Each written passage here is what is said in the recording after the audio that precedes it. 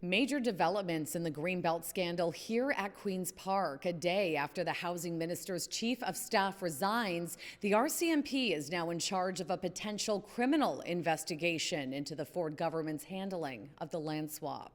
If there were laws that were broken, there need to be consequences.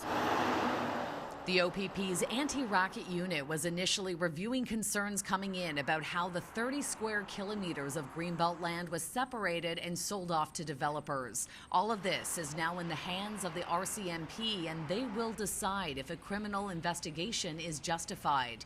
The OPP says they made the move to avoid any perceived conflicts of interest, but would not elaborate. Once you start talking about sharing USB keys and documents and changing laws to benefit a couple of people who are connected to your government, that is something that deserves certainly investigation. But I think we do need to let the authorities do their job. This all comes 2 weeks after an explosive report by the Auditor General found 92% of the lands removed from the Greenbelt were a direct result of the developer's access to the housing minister's chief of staff. Ryan Amato has now resigned, stepping down yesterday. CityNews obtained his resignation letter that was sent to the premier. It reads in part, "I am confident that I've acted appropriately and that a fair and complete investigation would reach the same conclusion. However, these public statements have made it impossible as a practical matter for me to continue in my present role."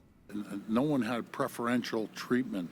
For months, Premier Doug Ford also denied any allegations surrounding the Greenbelt, and after the scathing report came out, he, along with Housing Minister Stephen Clark, said they were unaware that the process was being controlled by Amato. But opposition leader Marit Stiles doesn't buy it. It's completely unbelievable that the minister's chief of staff acted independently on such a massive issue, right? And I think the Auditor General's report is pretty clear about that.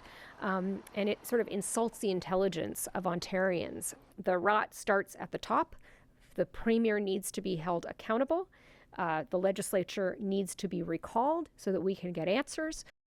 Premier Ford continues to stand by as housing minister despite a growing chorus of calls for Stephen Clark to step down. The premier's office would not comment on Amato's resignation or the potential RCMP investigation, other than saying the OPP's decision to refer the matter was independent of the government. Now, on top of it all, the Integrity Commissioner is also considering an investigation into whether ethics rules were broken. At Queen's Park, Shauna Hunt, City News.